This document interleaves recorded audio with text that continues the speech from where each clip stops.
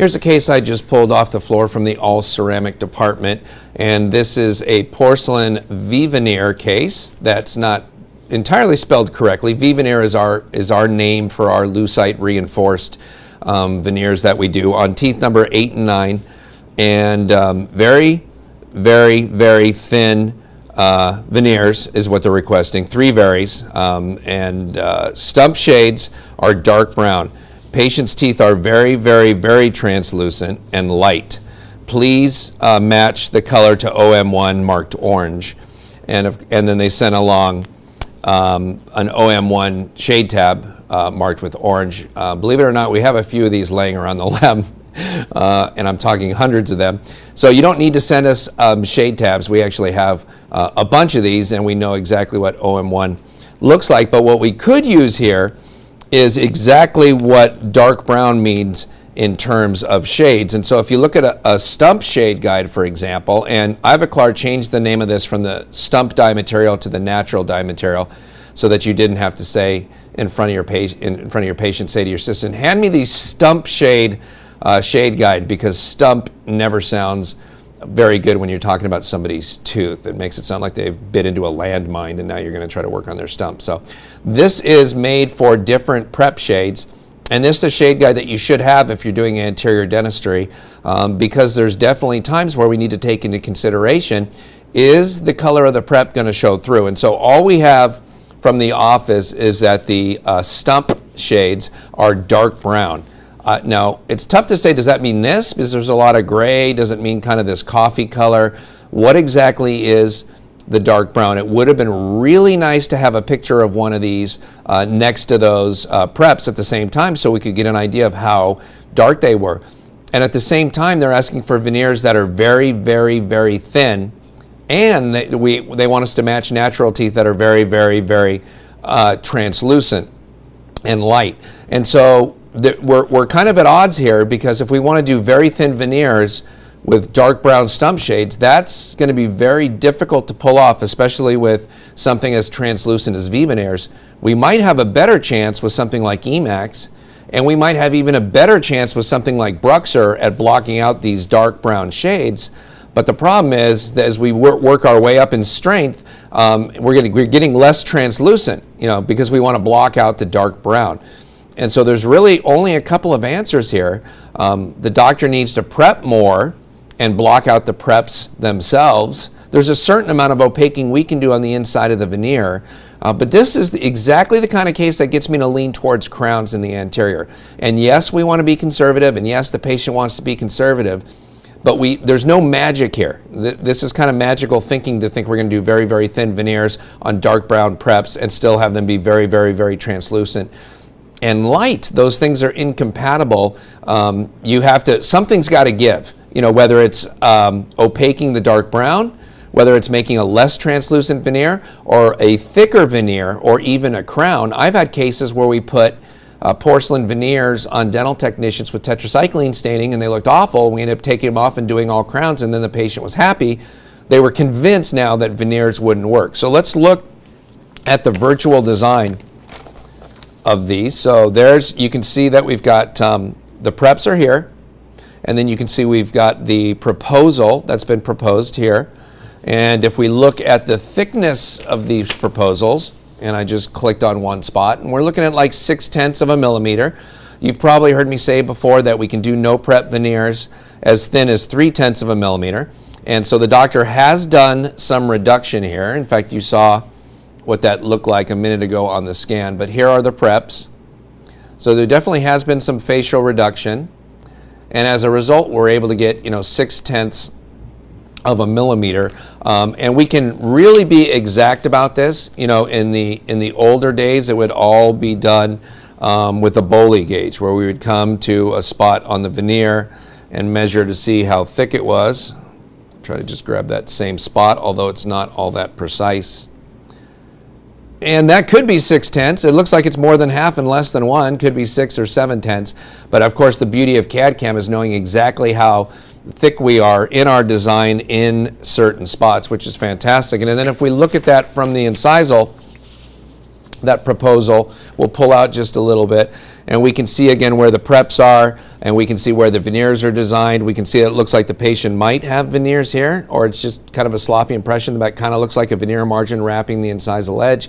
And we can see that this lateral is out from the cuspid, and this lateral is out from the cuspid facially.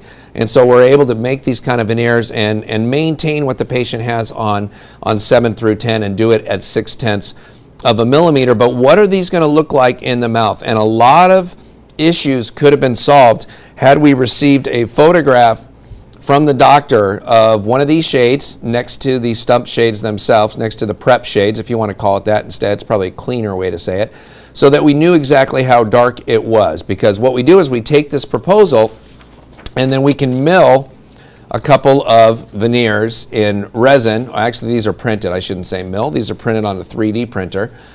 We used to mill wax back in the old days, but now we print them. In fact, I grabbed it so quickly, you can still see the sprue marks here. They didn't get the chance to polish this one. This one they had already polished before. And if we take it and put it onto the model, and the interesting thing that we have found about this resin is that it's about the same translucency as, for example, an Emax veneer.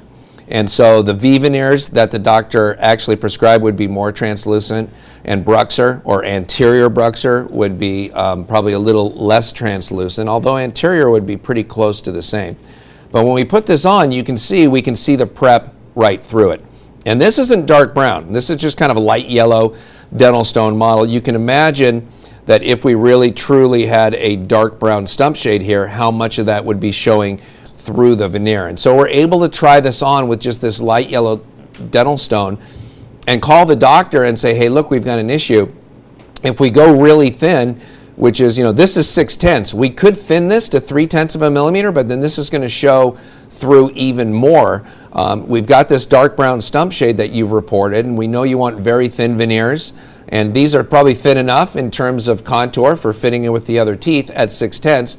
But we can see that at 6/10, we're still going to get the show through from the yellow or the dark brown. So we need you to either prep more and opaque it here. Perhaps we could switch materials.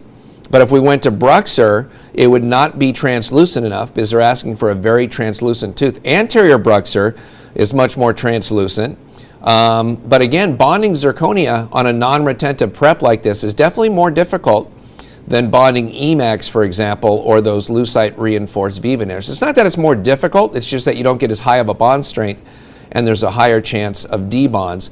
So the best way to deal with it would probably be to prep more and opaque that facial surface, or just turn them into crowns and prep that lingual and give us more prep there, because we can definitely block it out with Emax crowns, for example, regardless of how dark that stump shade is underneath it. So we're left kind of guessing. Our hands are tied because we know that this light yellow is going to show through, and we really don't know what we're dealing with in terms of that prep shade. We really need to get an idea where it is kind of on this scale. And this is the one that we use the most, this natural dye scale, or prep guide as I call it from Ivoclar.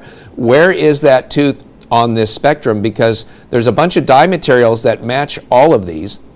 And so if there's a picture of an ND8, and let's say the prep shade's just a little bit lower in value, so it's a little darker but not quite a 9, we can take the 8 and put together a little 9 in there and make a tooth out of it, make it a prep, if you will. So these same preps made out of this material, and then we can try the veneers on and really see what's going to show through. Then we can experiment with opaquing on the inside and seeing if that's going to work, or if the doctor is in fact going to have to prep more. So as you can see, when you have a couple different things colliding, when you want to go minimal prep, very thin veneer, very translucent veneer, but you have a very dark prep shade, those things can't all coexist. Something has to give. We know we don't want it to be the aesthetics of the final case. That can't give. But the patient has to be informed that for us to pull this off because of these dark teeth, we're going to have to make a thicker material here. It can still be translucent even though it's thicker, but we need to block out that color underneath it. Or the doctor needs to prep more and then put a very high value composite on there to help block that out as well. We would still need a photograph of that with the prep shade guide. So again, we want to be able to construct a dye in the laboratory that's almost an identical shade to what your patient has in their mouth. And that way we can preview it for you when we try the veneers in and try them onto that model. We really get an idea of what you're going to see in the mouth, and we can work much more accurately. So this case would be much easier to progress with a far higher degree of confidence if we just had a picture of one of these prep guide stump shades next to the patient's prep. If we had a photograph of that, we would know what we're going for. It was nice of the doctor to send the OM1 along, but we know what OM1 looks like. That's not the issue here. We need to know what this underlying tooth looks like, and we need to know that we have enough room to make this work. So a thin veneer is going to be incompatible with one of these darker brown shades that you see down here, especially when we need it to be very, very translucent. So this is a case in my own history where I've seen a lot of times this ends up being crowns, and sometimes it's just a conversation where you have to have with the patient and say, we're doing this right just so this will look good. That's our main goal here. Yes, okay, well, I know we'd like to be conservative, but for this to look good, I just know we're going to have to wrap it around a little bit more onto the back and take just a little more tooth here. What do you mean by a little? Just a millimeter. A millimeter doesn't sound like much to a patient, even though it does to us. You know, if you said half an inch, now they're getting concerned. But to say we need to take an extra millimeter off doesn't sound like much. If you want to be sure of having aesthetic success on a case like this, you need to lean a little more towards crowns, or certainly prep a little more tooth structure, place some B1 composite over it, still use the natural dye prep shades to show us what we're working with. And that gives your laboratory a chance of making some veneers or some crowns that will not only block out that prep shade, but be translucent and aesthetic as well.